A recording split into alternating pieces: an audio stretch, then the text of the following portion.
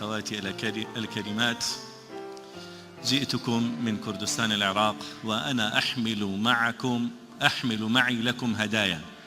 Evet, yani Allah'ın salat ve selamından sonra ben işte Irak Kürdistan'ından geliyorum.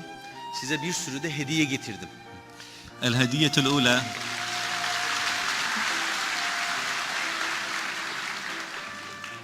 الهدية الأولى أكف الآباء والأمهات للضراعة والابتهال إلى الله بأن يحفظكم ويرعاكم. Yani birinci hediyem, yani orada anneler, çocuklar, tertemiz insanlar ellerini açıp Allah bu hizmeti korusun diye dua ediyor. Ben bunun hediyesini önce size getiriyorum. الهدية الثانية قبلات صغارنا وصبياننا، والهدية الثالثة قلوب الشباب الدفاقة بحبكم. Yani ikinci hediye, işte sizin oradaki okullarda okuyan çocuklar sizin ellerinizden öpüyorlar. Bu ikinci hediye. Üçüncü hediye, oradaki gençler, okullarda, üniversitelerde okuyan gençlerin selamları. والهدية الرابعة وهي الأغرب جئتكم لأعرفكم بأنفسكم. Dördüncü hediye ise, bu da belki en garibi, sizi anlatmak için geldim ben diyor.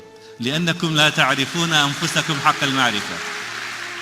Çünkü tahmin ediyorum yani ne yaptığınızın farkında değilsiniz siz daha.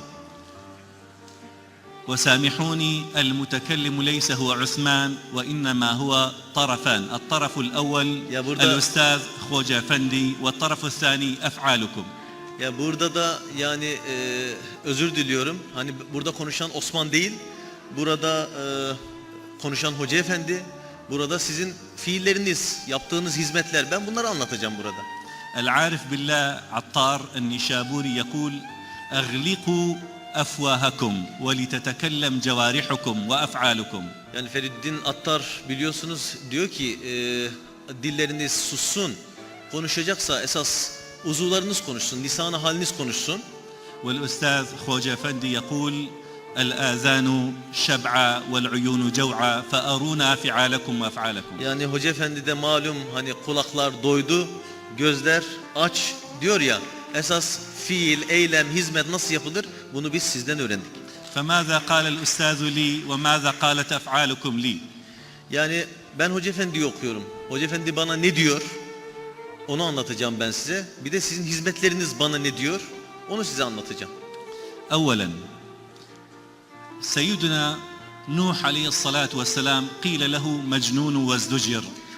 Biliyorsunuz Hazreti Nuh Aleyhisselam'a kavmi deli dediler ve onu tard ettiler. Biliyorsunuz. فرعون قال لموسى ساحر أو مجنون. Firavun Hazreti Musa için sihirbaz dedi, deli dedi. كذلك قالوا لسيدنا محمد وهو أعقل العقلاء صلى الله عليه وسلم جميعا. Efendimiz Aleyhisselatü Vesselam da aynı ithamlara maruz kaldı. ليس هذا حكرا على هؤلاء النخبة ولكن يقول المولى كذلك ما أتى الذين من قبلهم من رسول إلا قالوا ساحر أو مجنون. Ya bu sadece bu sözünü ettiğim o büyük peygamberlerin maruz kaldığı şeyler değil.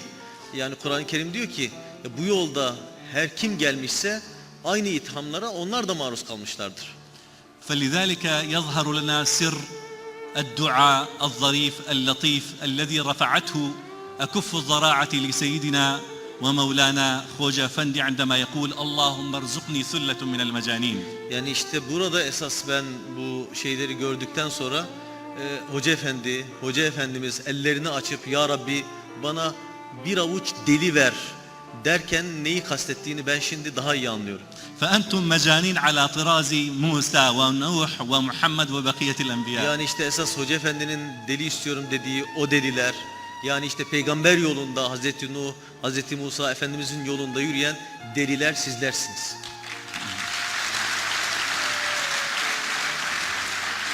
وما سبب هذا الجنون إلا لأنكم آثرتم الصدق على الكذب والأمانة على الخيانة. Yani bu nasıl bir deliliktir? Şöyle bir deliliktir. Siz biz yalan söylemeyeceğiz dediniz, biz doğru olacağız dediniz. Biz emanete ihanet etmeyeceğiz dediniz, biz emanette emin olacağız dediniz. İşte böyle bir delilik bu.